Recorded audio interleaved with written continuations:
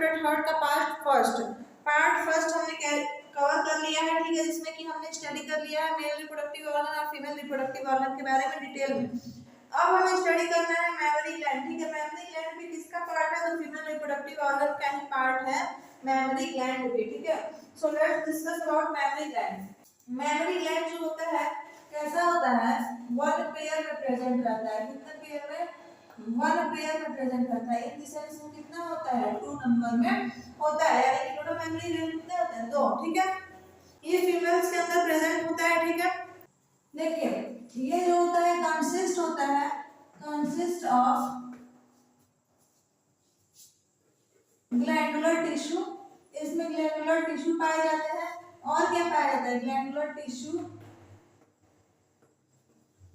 And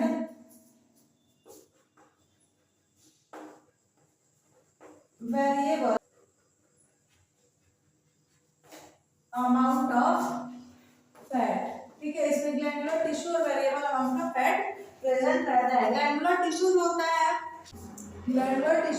है वो distribute होता है 15 से 20 मेमोरी लोब्स में। किसमें? मेमोरी लोब्स में। कितने? 15 से 20, ठीक है। ग्लैंडुलर टिश्यू जो होता है डिस्ट्रीब्यूट होता है 15 to 20 मेमोरी लोब्स में। और ये जो मेमोरी लोब्स है, ये ईच लोब्स को हम लोग क्या कहते हैं? Each lobe known as alveoli, ठीक है। इतना क्लियर हुआ? देखिए एल्वेओलाई जो होता है ना वो कहाँ ओपन होता है? तो ओपनिंग मेमोरी ट्यूब्यूल्स में ये ओपन होता है। एंड और कुछ मेमोरी ग्लैंड्स जो होते हैं, several memory ducts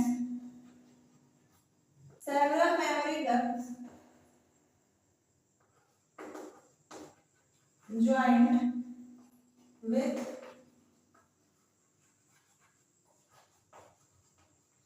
each other, ठीक है, जिससे हम क्या कहते हैं?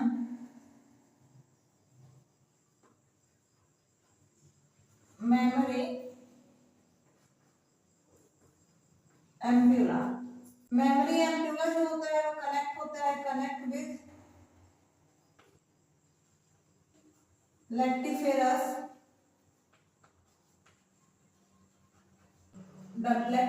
डक्ट से कनेक्ट होता है। और लैक्टिफेरस डक्ट जो होती है वो क्या करती है? सीक्रेट करती है मिल्क को, ठीक है। ये थी पूरी प्रोसेस किसकी? मेमोरी ग्लैंड की, ठीक है। इतना समझ में आया? देखिए होता क्या है ना, मेमोरी ग्लैंड वन पेयर होता है, यानी कितने प्रेजेंट होते हैं? 2, ठीक है। कंसिस्ट ऑफ ग्लैंडुलर टिश्यू से कंसिस्ट होता है। और इसमें थोड़े बहुत फैट भी, मतलब जितने मोर देन एनफ है उतने फैट भी इसमें प्रेजेंट रहते हैं, ठीक है। ग्लैंडुलर टिश्यू होता है, glandular tissue distributed to 15 to 20 memory lobes. Each lobe is known as alveoli. Alveoli open into memory tubules and several memory ducts joined to each other known as memory ampulla, which is connected to lactiferous duct which secrete the milk. Okay, इतना clear है? देखिए होता क्या है ना कि glandular tissue जो होता है उसमें 15 to 20 मेमोरी लोब्स प्रेजेंट रहते हैं और सभी लोब्स को हम लोग एल्वेओलाई कहते हैं। एल्वेओलाई जो होता है वो ओपन होता है मेमोरी ट्यूब्यूल्स में। और मेमोरी ट्यूब्यूल्स जो होता है उसमें क्या होता है? कुछ मेमोरी डक्ट ज्वाइन करते हैं एक साथ और बनाते हैं मेमोरी एम्प्यूला, ठीक है।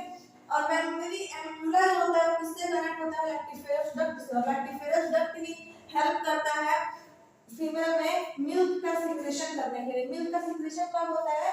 तो एट द लैक्टेशन पीरियड, यानी कि जब एक बेबी का बर्थ होता है तो मिल्क का जो सिक्रेशन होता है वो किसकी हेल्प से होता है? मेमोरी ग्लैंड की हेल्प से ही होता है, लैक्टिफेरस डक्ट की हेल्प से ही होता है, ठीक है।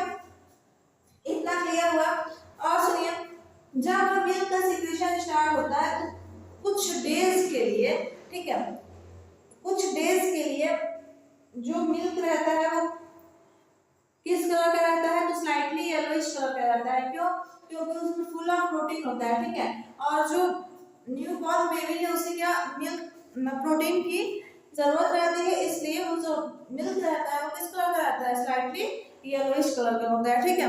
इतना क्लियर हुआ। अब हमें पढ़ना है gametogenesis, process of gametogenesis. So let's discuss about gametogenesis. Okay, let's start.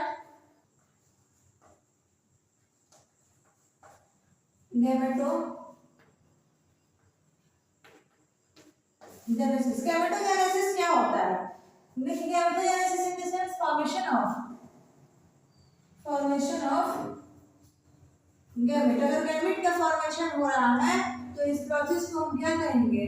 Gametogenesis, ठीक है। तो गैमेटोजेनेसिस भी कितने टाइप की होती है? ये भी 2 टाइप की होती है। गैमेटोजेनेसिस 2 टाइप की होती है। फर्स्ट होती है स्पर्मेटोजेनेसिस,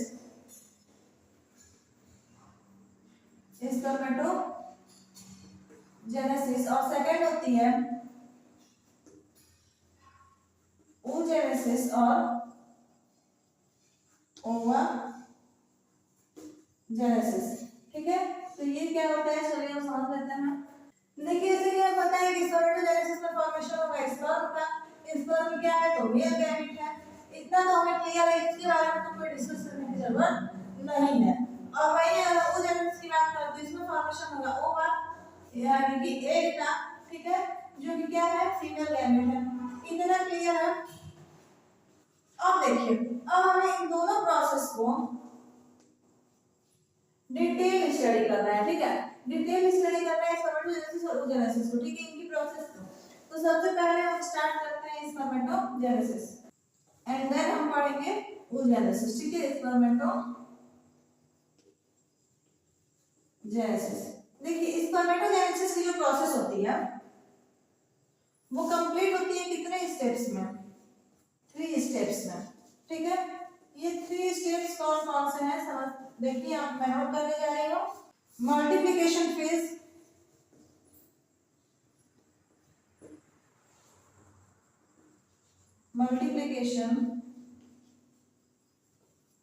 फेज, सेकंड है ग्रोथ फेज और लास्ट वन है मैच्योरेशन फेज।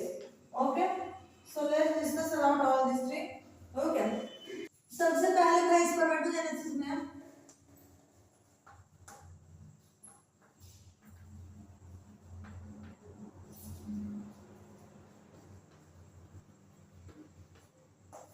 Multiplication phase.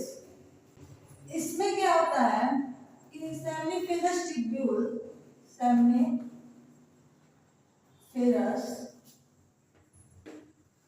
है, इसमें क्या प्रेजेंट रहता है बताइए?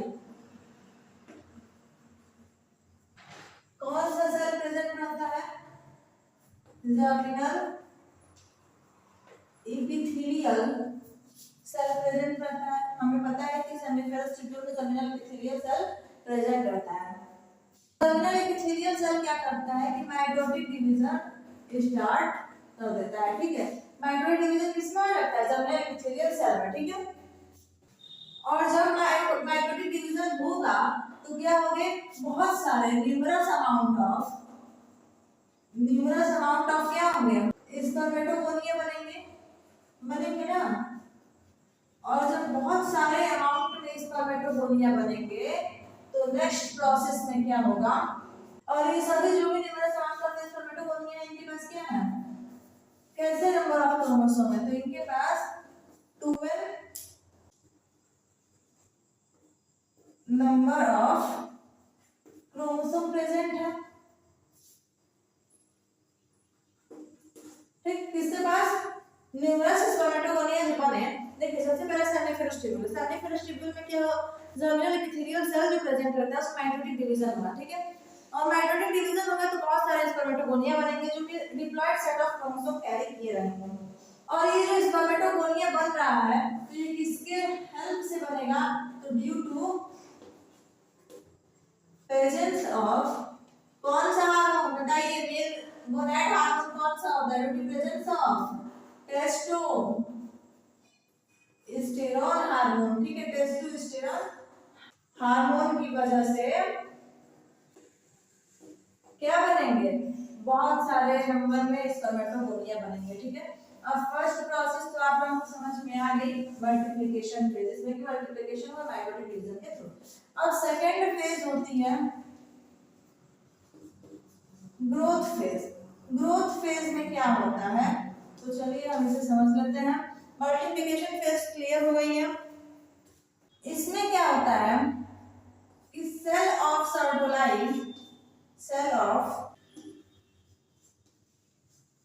सर्टोलाइज होती है, वो नरिशमेंट प्रोवाइड करती है। क्या प्रोवाइड करती है? नरिशमेंट प्रोवाइड करती है। किसको नरिशमेंट प्रोवाइड करती है? तो स्पर्मेटोगोनिया को, जिसकी वजह से स्पर्मेटोगोनिया जो है वो अपने साइज में क्या कर जाता है? इंक्रीज कर देता है। तो इंक्रीज इन साइज। ओके, तो ये थी ग्रोथ फेज। ग्रोथ फेज में सिर्फ क्या होता है? नरिशमेंट प्रोवाइड होता है किसके द्वारा? सेल ऑफ सर्टोलाइज द्वारा। किसको? तो स्पर्मेटोगोनिया को। ओके, अब थर्ड फेज आती है। Third phase is maturation phase. ये लास्ट फेज होती है स्पर्मेटोजेनेसिस की प्रोसेस की, मैच्योरेशन फेज। तो इसमें क्या होगा? इसमें मैच्योर होगा। ठीक है, देखिए इसके प्रोसेस को हम समझ लेते हैं। इसमें जो प्राइमरी स्पर्मेटोगोनिया है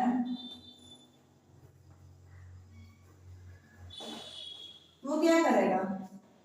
मियोसिस डिवीजन करेगा, मियोसिस सेल डिवीजन करेगा। और जैसे ही ये मियोसिस सेल डिवीजन करेगा किसका फॉर्मेशन हो जाएगा? सेकेंडरी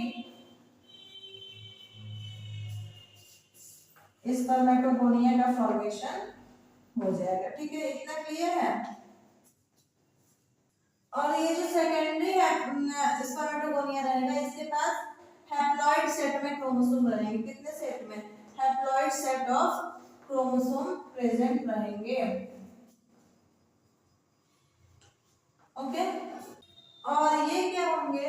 मैच्योर होंगे, और मैच्योर होकर के बनाएंगे स्पर्मेटेड। स्पर्मेटेड का ये फॉर्मेशन करेंगे मैच्योर होकर के। ओके, एंड देन उसके बाद क्या होगा? स्पर्मेटेड के अंदर क्या होगा?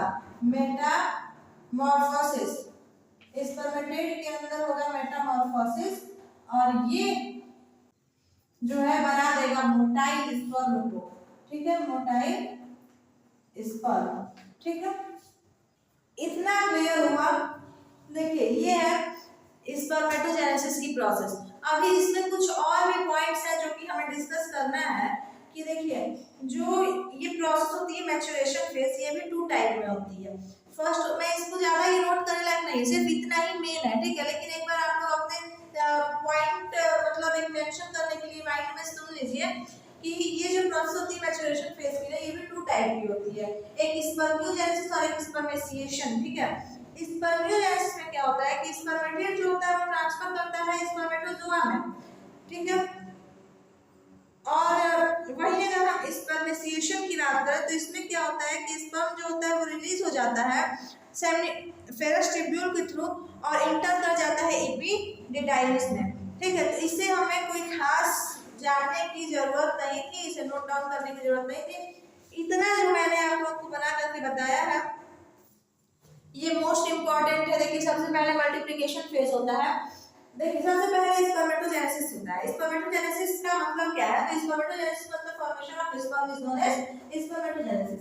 स्पर्मेटोजेनेसिस की प्रोसेस जो है वो 3 फेज में कंप्लीट होती है। First one is multiplication phase in which seminiferous tubule contain germinal epithelial cell which do mitotic cell division and form numerous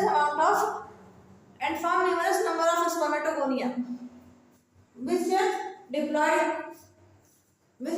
set of chromosome, and numerous amount of spermatogonia is formed due to presence of testosterone hormone, that is male gonad hormone. And second phase is growth phase in which cell of certified provide nourishment to developing spermatogonia through which spermatogonia increase in their size. And last phase is maturation phase in which primary spermatogonia do meiosis cell division and form secondary spermatogonia which is haploid set of chromosome and then secondary spermatogonia start maturation, and after maturation it convert into spermatid, and spermatid do metamorphosis and form motile sperm. Okay, तो I hope कि आप लोगों को ये total spermatogenesis की process clear हो गई होगी। अब हमें स्टडी करना है oogenesis in the sense oogenesis की प्रोसेस, ठीक है, जो कि जिससे कि बनेगी फीमेल गैमेट। मेल गैमेट बन गया, क्लियर हो गया। अब हमें स्टार्ट करना है फीमेल गैमेट की प्रोसेस, ठीक है। So let's discuss about oogenesis और oogenesis।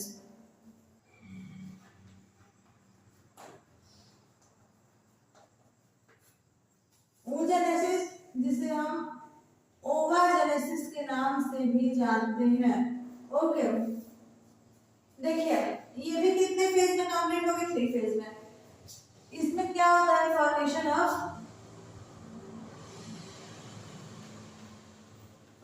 ऑफ ओवा, ठीक है, जिसे हम एग भी कहते हैं। ये भी 3 फेज में कंप्लीट होगी। फर्स्ट फेज इसमें भी क्या होगा? मल्टीप्लिकेशन फेज, सेम है स्पर्मेटोजेनेसिस। इसमें भी फर्स्ट फेज क्या होगा? Multiplication phase. और मल्टीप्लिकेशन फेज में क्या होगा? चलिए इसे हम जानते हैं। लेकिन जर्मिनल एपिथेलियल सेल होगा किसका? ओवरी में। ओवरी में प्रेजेंट जर्मिनल एपिथेलियल सेल जो है ये फॉर्म करेगा ओवोनिया, ठीक है। ओवोनिया का फॉर्मेशन करेगा कब? तो एम्ब्रियोनिक स्टेज में, जब फीमेल की एम्ब्रियोनिक स्टेज चल रही होगी, ठीक है।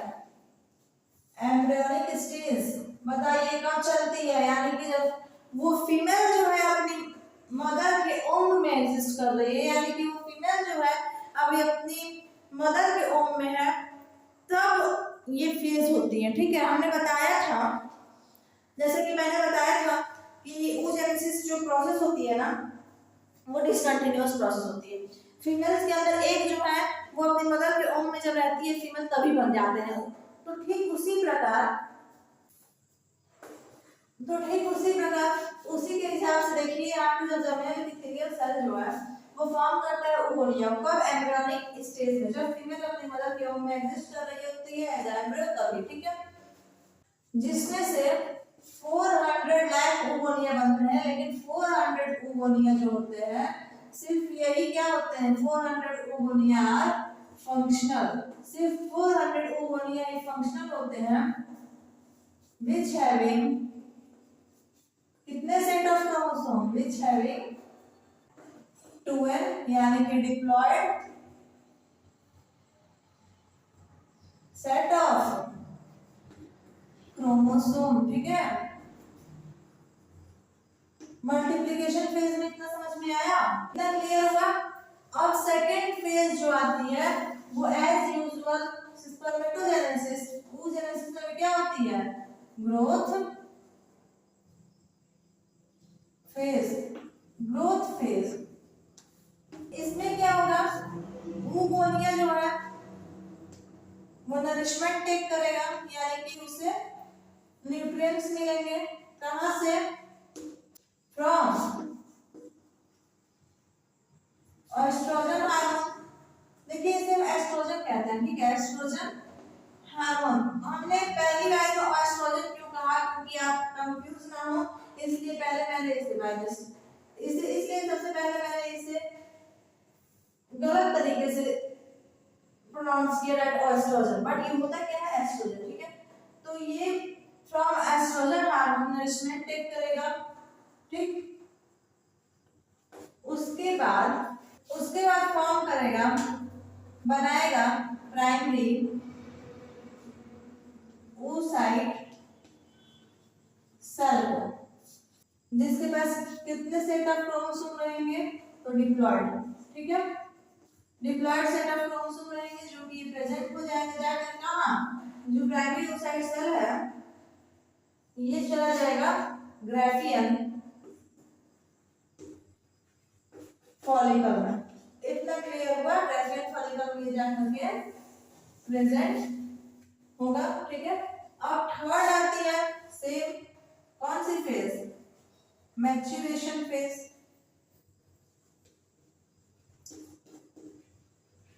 देखिए ये सब एग्जाम में पूछ देता है, गैमेटोजेनेसिस की जो पूरी प्रोसेस है डिटेल एग्जाम में पूछ देता है, तो आप लोग इसे ध्यान से समझते रहिएगा। मैच्योरेशन में क्या होता है कि जो प्राइमरी oocyte सेल है, मैच्योरेशन में जो प्राइमरी oocyte सेल है ये क्या कर जाएगी,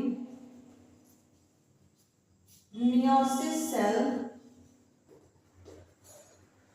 डिवीजन करेगी।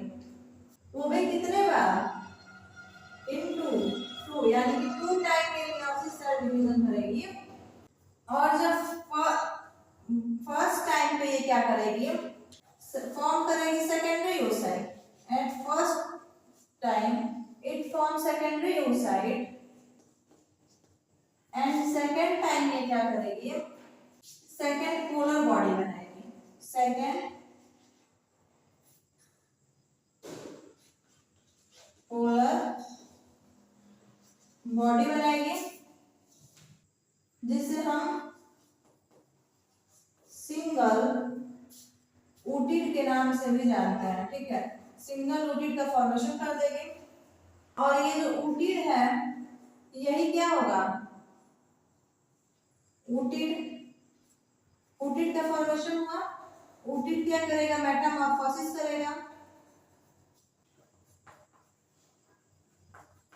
मेटामॉर्फोसिस करेगा और क्या बनाएगा, वन ओवम और एग। इतना क्लियर हुआ ये oogenesis ओवाजेनेसिस की पूरी प्रोसेस। ठीक है, देखिए सबसे पहले क्या है, देखिए अब एक बार हम इसे इंग्लिश में टोटल समझ लेते हैं, oogenesis और ovogenesis। oogenesis process is a discontinuous process and it is complete in 3 steps. First one is maturation, second one is growth, and third one is multiplication. Maturation. First one is multiplication, second one is growth, and third one is maturation phase. Multiplication phase. In this phase, contact position of germinal epithelial cell in each ovary forming oogonia during embryonic stage of female. 400 oogonia is functional, which having 2 n number of chromosomes. These oogonia is synthesized due to mitotic cell division in the germinal epithelial cell. And second one is growth phase, in which oogonia take the nourishment from estrogen hormone and forming primary oocyte cell, which having 2 n number of chromosomes. These oocyte cell present in Graafian follicle. And third one is maturation phase, in which primary oocyte cell undergoes meiosis cell division in a 2 time. And 2 time. In first step, it forming secondary oocyte and a polar body. Later than secondary oocyte cell undergoes second meiosis cell division to form second polar body and a single oocyte. Single oocyte undergo metamorphosis to forming one ovum or egg. Okay? इतना clear हुआ। अब हमें study करना है male gamete के बारे में, that is sperm. इसके बारे में हमें डिटेल स्टडी स्टार्ट करना है। ठीक है, ओके। तो देखिए अगर अब तक आप लोगों ने चैनल को सब्सक्राइब नहीं किया है तो प्लीज आप लोग चैनल को सब्सक्राइब कर लीजिए, क्योंकि चैनल को सब्सक्राइब करना आप लोगों के लिए जरूरी है। अगर आप लोग इसे सब्सक्राइब कर लेते हैं तो आप लोगों के पास 10th 12th की जितनी भी 10th and 12th की जितनी भी इंपॉर्टेंट नोटिस रहेंगी आप लोगों के पास टाइम टू टाइम पहुंचेगी, तो जेन्युइन नोटिस पहुंचेगी। ठीक है, बहुत सारे यूट्यूब चैनल क्या करते हैं कि फेक नोटिस भी पहुंचा देते हैं, तो ये जेन्युइन नोटिस पहुंचेगी। ठीक है, तो आप लोग सब्सक्राइब कर लीजिए और क्लास 9 से 12 तक के स्टूडेंट को शेयर करिए, क्योंकि बायोलॉजी भी इस पे मैं आप लोगों को बता रही हूँ। ठीक है, क्लास 9 से 12 तक के सभी स्टूडेंट्स का आपको शेयर करिए, आइदर सीबीएसई बोर्ड और आईसीएसई बोर्ड। ओके, तो चलिए अब हमें स्टडी करना है मेल गैमेट के बारे में, डिटेल स्टडी करना है। ठीक है, male gamete that is sperm. ठीक है, जब हम लोग मेल गैमेट यानी कि स्पर्म का स्ट्रक्चर जो होता है वो माइक्रोस्कोप से लेते हैं, तो माइक्रोस्कोप से लेने पे स्ट्रक्चर इसका कितने पार्ट में डिस्टिंग्विश होता है, डिस्टिंग्विश्ड इनटू, ये जो होता है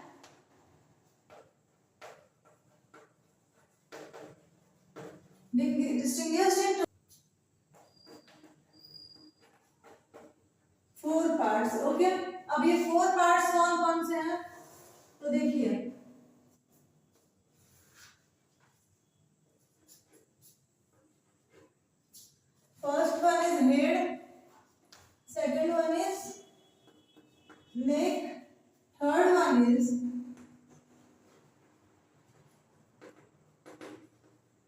middle piece and then tail. Okay, तो ये है 4 पार्ट्स ऑफ स्पर्म। देखिए हम स्पर्म का स्ट्रक्चर भी ड्रॉ करना है, सबसे पहले समझ लेते हैं फिर हम स्ट्रक्चर ड्रॉ कर लेंगे। ठीक है, देखिए हेड क्या होता है, हेड जो होता है वो हेक्सागोनल स्ट्रक्चर होता है। हेड कैसा स्ट्रक्चर होता है, हेक्सागोनल स्ट्रक्चर होता है। इसके पास कैसा न्यूक्लियस होता है, तो हैप्लॉइड न्यूक्लियस पाया जाता है हेड के पास। ये प्रोटेक्ट होता है बाय प्रोटेक्टिव कवरिंग, और इस प्रोटेक्टिव कवरिंग को हम कहते हैं एक्रोसोम। ओके, और एक्रोसोम जो है एक एंजाइम सीक्रेट करता है जिसका नाम होता है एंटी फोर्टिलाइजिन। इतना समझ में आया, जिसका नेचर जो होता है वो क्लीवेज कैपेसिटी रखता है। ठीक है, यानी कि ये क्लीवेज कैपेसिटी रखता है, ये जो एंजाइम होता है। ठीक है, क्लीवेज का मतलब तो आप लोगों को पता ही होगा, बताने की जरूरत नहीं है, फिर भी अगर नहीं पता होगा तो आप लोग कमेंट में मेंशन कर दीजिए, मैं आप लोगों को बताऊंगी जरूर। ठीक है, अब नेक क्या होता है, ये कहाँ पाया जाता है, तो जस्ट बिलो द हेड, ये हेड के ठीक नीचे पाया जाता है। ठीक है, और ये कनेक्ट कर रखता है हेड और मिडिल पीस को, नेक का कोई खास काम आप नहीं होता है। ठीक है, अब हम मिडिल पीस पे आते हैं। इसमें क्या होता है, numerous amount of mitochondria present रहता है, numerous amount of mitochondria present रहता है किसमें, मिडिल पीस में। ये जो होता है इसे हम कंसीडर करते हैं as a axial filament, axial filament की तरह भी इसे हम कंसीडर करते हैं, क्योंकि ये एनर्जी प्रोवाइड करता है, एनर्जी प्रोवाइड करता है किसे, स्पर्म को, at the time of locomotion. ठीक है, at the time of locomotion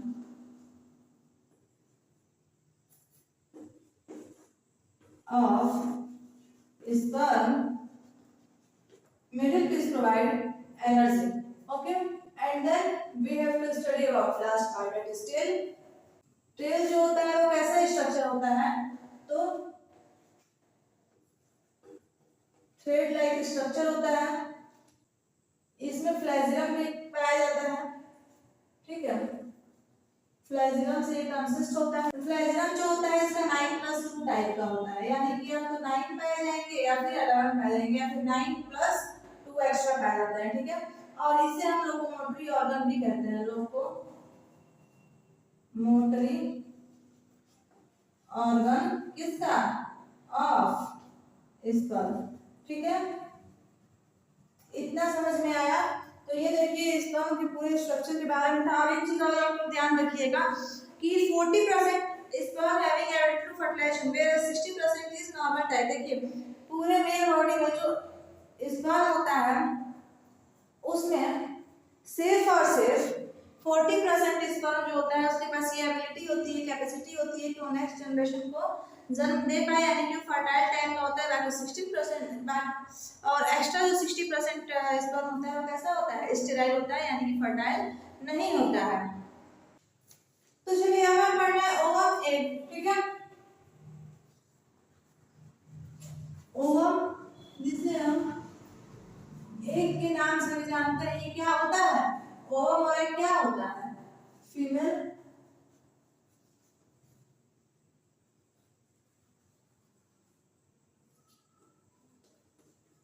gamete. Okay, इसका जो साइज होता है वो 0.1 mm इन डायमीटर। ये डायमीटर में कितना होता है, 0.1 mm। देखिए एग में पोलैरिटी शो होती है, पोलैरिटी जो कि 2 टाइप की होती है। फर्स्ट होती है एनिमल पोल। एनिमल पोल क्या होता है, ये जेनेटिकली क्या होता है, जेनेटिकली एक ट्यूब होता है, सेकंड होती है वेजाइटल पोल, ठीक है, इतना समझ में आया। ये जो होता है ये एक जो एग होता है ना वो एक एंटी फर्टिलाइजिंग नाम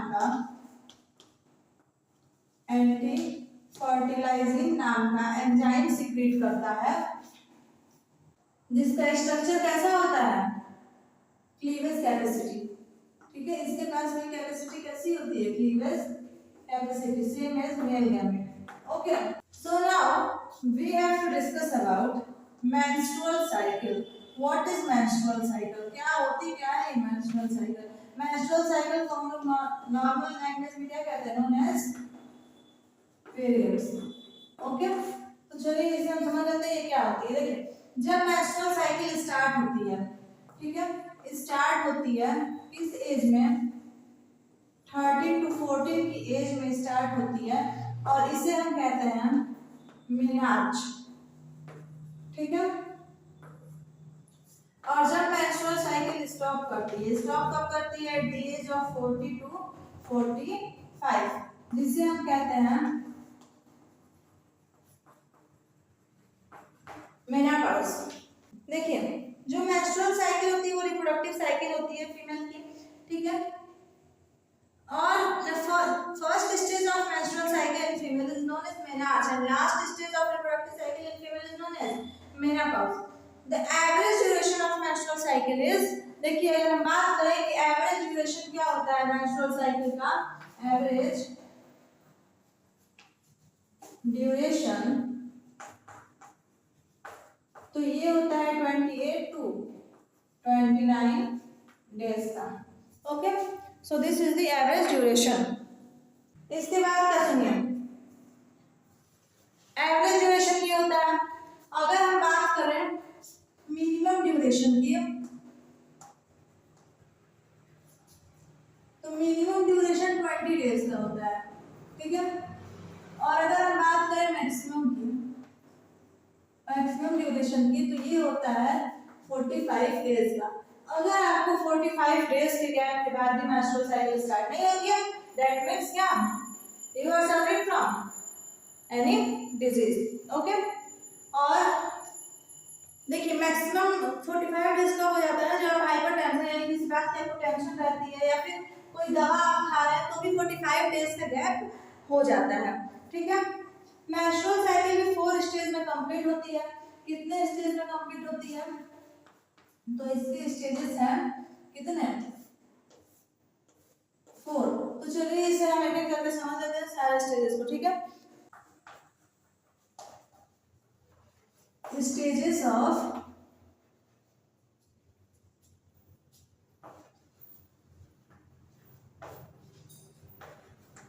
menstrual cycle, stages of menstrual cycle कितने स्टेज होते हैं, 4 स्टेज होते हैं। फर्स्ट होता है मेंस्ट्रुएशन फेज, सेकेंड होता है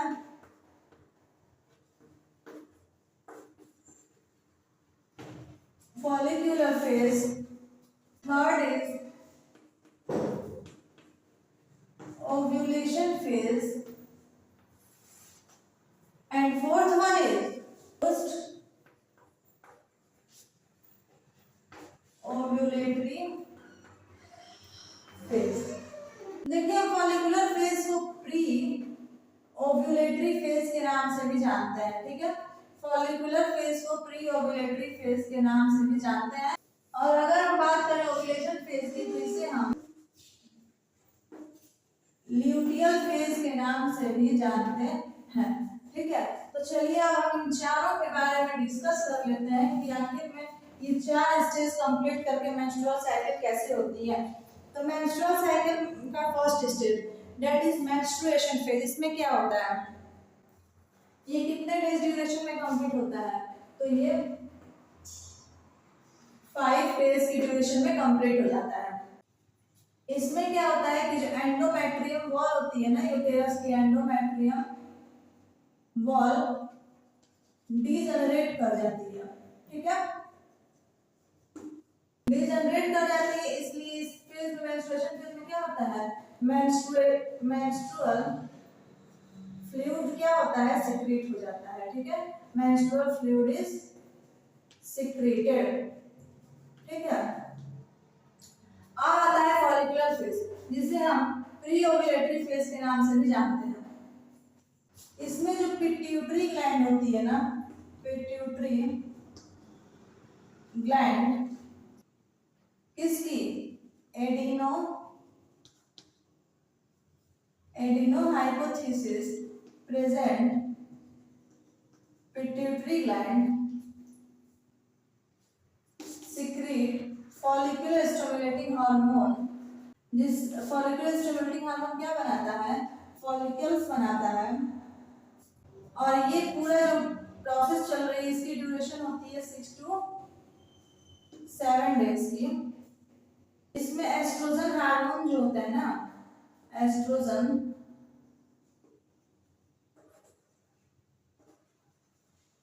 हार्मोन ये सीक्रेट कहा जाता है, ठीक है। अब सेकंड आती है ओव्यूलेशन फेज, जिसे हम ल्यूटियल फेज के नाम से भी जानते हैं। ये कब कंप्लीट होती है, तो 14 डेट पे कंप्लीट होती है। देखिए जो गैप मिलता है 20, जो एवरेज गैप होता है ना, एवरेज ड्यूरेशन 28-29 डेज का, उसका 14 डेज जो होता है, 14 डेज जब कंप्लीट होती है तब ये स्टार्ट होती है। क्यों, क्यों ये स्टार्ट होती है, तो ल्यूटिनाइजिंग हार्मोन जो होता है ना वो सीक्रेट होने लगता है, ठीक है। ल्यूटिनाइजिंग हार्मोन सीक्रेट होने लगता है, इसलिए ओव्यूलेशन फेज स्टार्ट हो जाती है। इस स्टेज में ओवम जो है, नया ओवम रिलीज हो जाता है, ठीक है। अब आती है पोस्ट ओव्यूलेशन फेज। इसमें जो रप्चर्ड फॉलिकल होते हैं ना, जो भी रप्चर्ड फॉलिकल होते हैं ना, वो कन्वर्ट हो जाते हैं, convert into yellow luteal gland. और ये सीक्रेट क्या करते हैं, ल्यूटल ग्लैंड सीक्रेट कन्वर्ट हो जाते हैं और सीक्रेट करते हैं प्रोजेस्टेरॉन हार्मोन को। और एक बात का आप लोग हमेशा ध्यान रखिएगा, की पॉइंट है कि प्रोजेस्टेरॉन हार्मोन जो है यही क्या बनाता है, प्लेसेंटा बनाता है, ठीक है। अगर एक फीमेल प्रेग्नेंट होती है तो प्लेसेंटा कौन बनाता है, प्रोजेस्टेरॉन हार्मोन ही बनाता है। इतना क्लियर होगा स्टेजेस ऑफ मेंस्ट्रुअल साइकिल। तो देखिए हम इसे एक बार डिस्क्राइब कर देते हैं। तो menstrual cycle complete in 4 steps.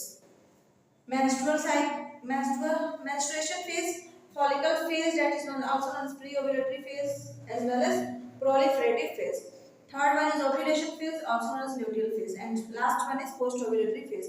In menstruation phase, it complete in a 5 days duration. In this phase, endometrium wall of uterus undergoes regeneration due to low amount of estrogen and progesterone hormone. Menstrual fluid is secreted, and second stage is follicular phase. In this phase, pituitary gland of adenohypophysis secrete the follicle stimulating hormone responsible to forming the follicles. Their duration near around 6 to 7 days.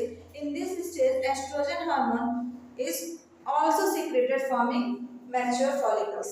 And third stage is, that is ovulation phase. It is mid position of menstrual cycle, means complete in 14 days due to secretion of LH hormones from pituitary adenohypophysis. In this stage, ovum release from matured follicle. Fourth stage is post-ovulatory phase. In this phase, ruptured follicle convert into yellow luteal gland which secrete the progesterone hormone. Okay, इतना clear है। अब हमें समझना है fertilisation, जिसे हम implantation के नाम से भी जानते हैं, तो ये क्या होता है। So let's discuss about fertilization and implantation. So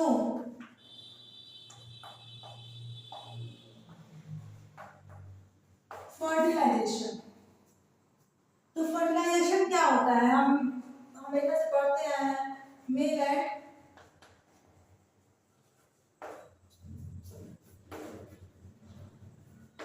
female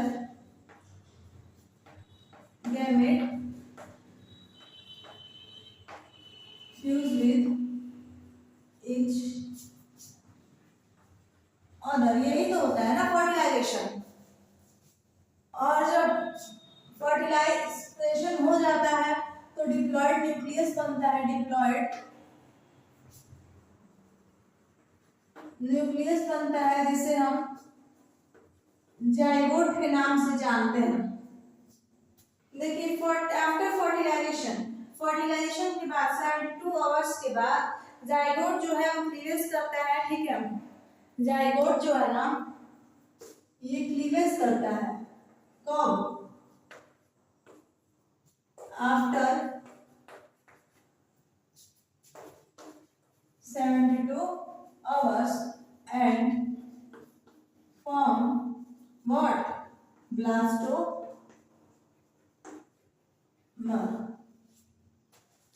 और ब्लास्टोमा जो होता है वो रिपीटेड डिवीजन करता है, लगातार डिवीजन करते रहता है,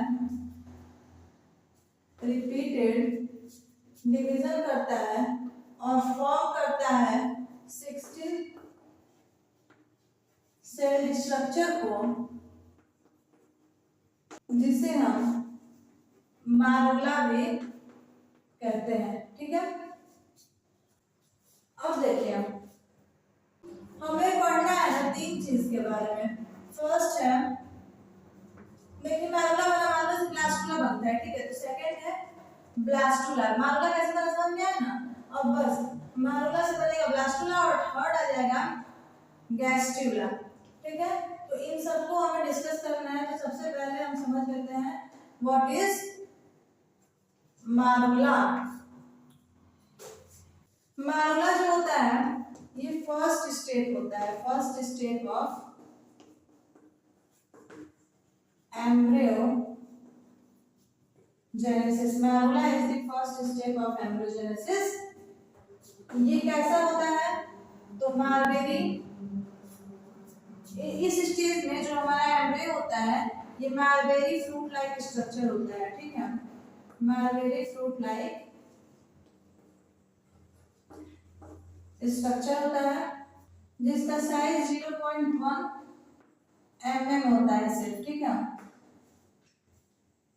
इतना समझ में आया। और ये कहाँ रहता है? तो एम्पुला में रहता है, ओविडक्ट के पार्ट दैट इज एम्पुला, इसी में ये रहता है। कौन? मारुला, ठीक है। और सेकंड आ जाता है ब्लास्टुला। Second is blastula. तो ये कौन सा स्टेप है? सेकंड स्टेप है, इसको लिखने की जरूरत नहीं है कि this is the second step of embryogenesis.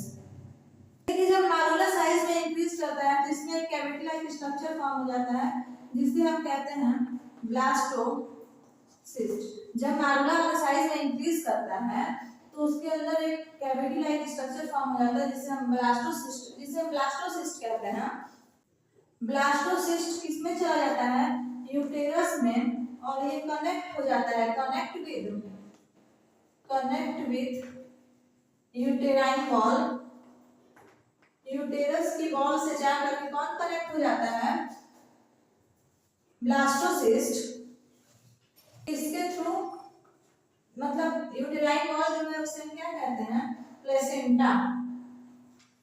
इतना क्लियर हुआ? ये काम इसका होता है ब्लास्टुला का। अब कौन आता है? अब आता है गैस्ट्रुला। तो देखिए हम गैस्ट्रुला को यहीं पे स्टडी कर लेते हैं, ठीक है, क्योंकि इसी का पार्ट है तो अलग ले जाने का कोई मतलब नहीं है। अब थर्ड है गैस्ट्रुला। तो ये क्या होता है?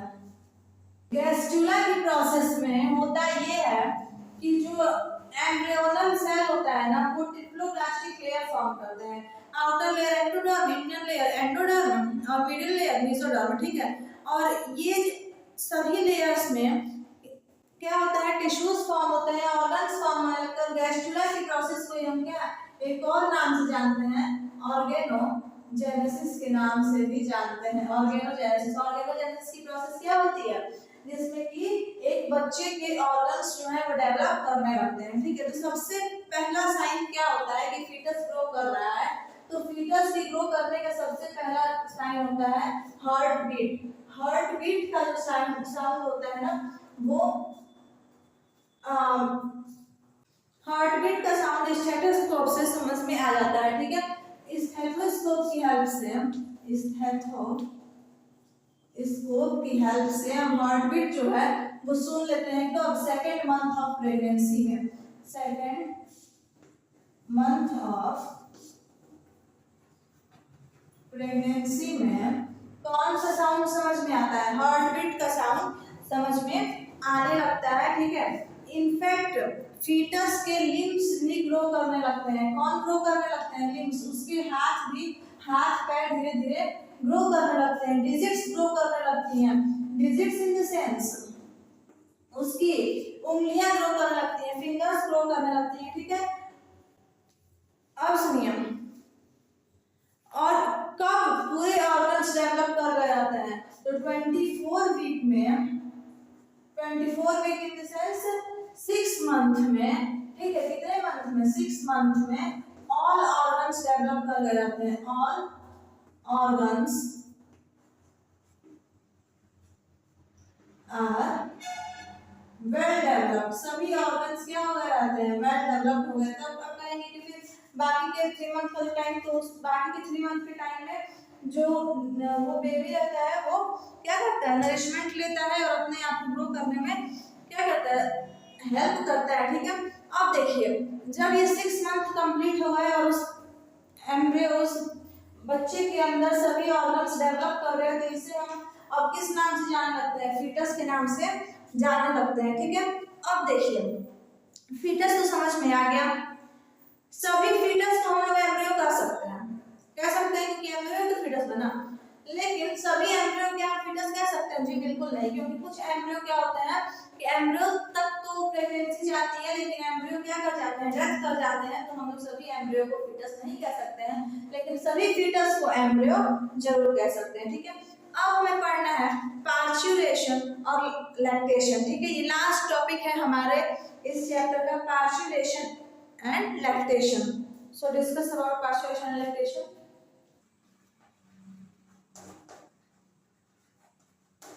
Parturition also known as lactation, ठीक है। इसमें क्या होता है? पार्चुरेशन का एवरेज ड्यूरेशन क्या होता है? अगर हम बात करें पार्चुरेशन के एवरेज ड्यूरेशन की, तो ये कितना होता है? 9 मंथ का होता है, ठीक है। इन द सेंस कितना डेज? 265 डेज का होता है। और इस पूरे टाइम को हम लोग गेस्टेशन पीरियड के नाम से भी जानते हैं, ठीक है। पार्चुरेशन जो होता है वो 9 मंथ के बाद होता है, 265 डेज के बाद, तो इसे हम कहते हैं गेस्टेशन पीरियड। देखिए, पार्चुरेशन के टाइम पे क्या होता है ना कि लीवर पेन होता है, ठीक है। लीवर पेन होता है क्योंकि कौन सा हार्मोन सीक्रेट होने लगता है? ऑक्सीटोसिन हार्मोन सीक्रेट होने लगता है, ठीक है। यहां तक कि पीटोसिन, ऑक्सीटोसिन और पीटोसिन, ये दोनों हार्मोन जो है वो लगातार सीक्रेट होने लगते हैं और लीवर पेन स्टार्ट हो जाता है, ठीक है। और इसी टाइम पे एक बच्चे का क्या हो जाता है? चाइल्ड का बर्थ हो जाता है। इतना क्लियर है? आप सुनिए, और ये पूरा टाइम जो पार्चुरेशन जो होता है, पार्चुरेशन के बाद एक बच्चे को जन्म होने में टोटल कितना टाइम लगता है? तो 30 मिनट का टाइम लगता है, ठीक है। अब देखिए, चाइल्ड का बर्थ तो हो गया। चाइल्ड के बर्थ के बाद किसकी जरूरत है? बर्थ के बाद जरूरत है मिल्क की, ठीक है। मिल्क इजैक्यूलेशन की, ठीक है, क्योंकि बच्चे को नरिशमेंट कहाँ से मिलेगा? मदर के मिल्क से मिलेगा, ठीक है। और मिल्क कहाँ से मिलेगा? तो मेमोरी ग्लैंड से मिलेगा। और जब मेमोरी ग्लैंड मिल्क सीक्रेट करने लगती है तो इसी प्रोसेस को हम कहते हैं लैक्टेशन पीरियड, ठीक है। अब देखिए, एक टर्म यूज होता है दैट इज क्लोस्ट्रम। क्लोस्ट्रम क्या होता है? लैक्टेशन के टाइम पे कुछ दिन के लिए जो मिल्क प्रोड्यूस होता है, फ्यू डेज मिल्क प्रोड्यूस जो होते हैं,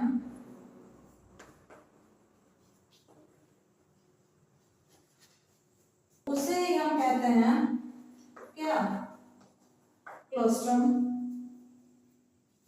और ये क्लोस्ट्रम जो होता है ना वो कैसा होता है, स्लाइटली येलोइश कलर का, स्लाइटली येलोइश कलर का मिल्क सीक्रेट होता है एक बच्चे के जन्म के कुछ दिन तक, ठीक है। क्योंकि इसके अंदर IgA नाम की एक एंटीबॉडी पाई जाती है, जिसे हम कहते हैं इम्यूनो ग्लोब्यूलिन एंटीबॉडी। देखिए जब पार्चुएशन हो जाता है ना, तो पार्चुएशन के बाद यानी कि जब बच्चे का जन्म हो जाता है तो उसके तुरंत बाद फीमेल को एक इंजेक्शन दिया जाता है जिसका नाम होता है IgG एंटीबॉडी इंजेक्शन, ठीक है।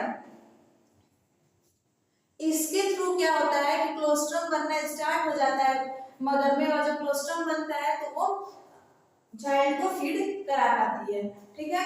इतना क्लियर है। तो इस चैप्टर में सिर्फ इतना ही था, इसके अलावा इस चैप्टर में हमें कुछ नहीं पढ़ना है, ठीक है। टोटल इस चैप्टर में आप लोग क्लियर हो गया है कैसे एक बच्चे का जन्म होता है, ठीक है, टोटल क्लियर हो गया। अब हमें नेक्स्ट चैप्टर स्टार्ट करना है रिप्रोडक्टिव हेल्थ, ठीक है। क्लास 12 बायोलॉजी का नेक्स्ट चैप्टर है रिप्रोडक्टिव हेल्थ। तो आई होप आप लोगों को चैप्टर क्लियर हो गया होगा। अगर थोड़ा सा भी कोई भी डाउट है तो आप लोग कमेंट सेक्शन में मेंशन कर दीजिएगा, मैं डाउट क्लियर कर दूंगी। और अब तक आप लोगों ने चैनल को सब्सक्राइब नहीं किया है, so please you have to must subscribe my YouTube channel, okay. Thank you.